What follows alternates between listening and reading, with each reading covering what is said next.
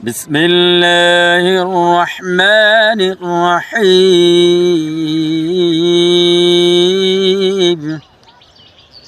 فأما من ثقلت موازينه فهو في عيشة راضية وأما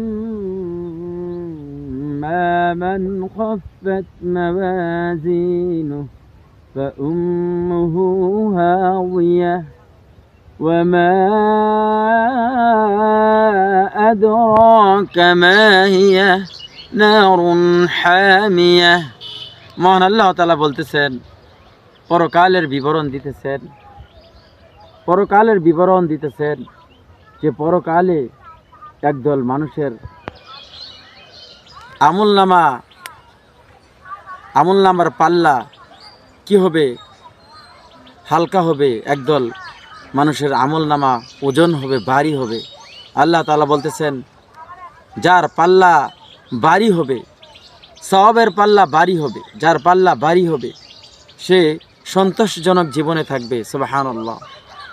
আর যার পাল্লা হালকা হবে সে যাবে গভীর গর্তে, হাবিয়াতে যাবে।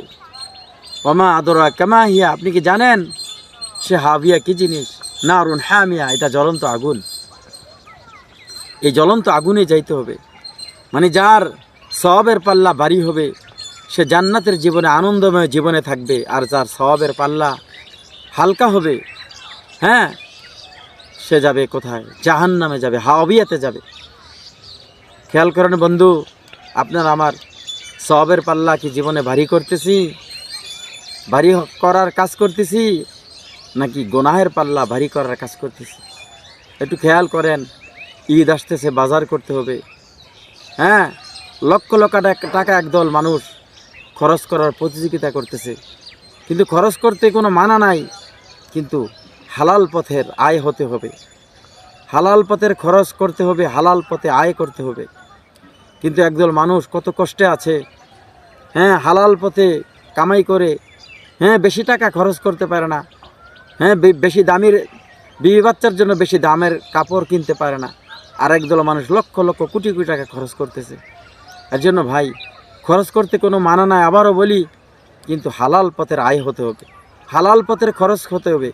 এই হারাম পথের আয় দিয়ে যদি বিবি বাচ্চাকে খুশি করা হয়, আল্লাহ নারাজ হবে, হ্যাঁ, কিয়ামতের ময়দানে জাহান্নাম ছাড়া কোনো জায়গা হবে না। এর জন্য আসুন আমরা সবাই, আমরা হালাল পথের কামাই করি, হ্যাঁ, আল্লাহকে রাজি খুশি করি।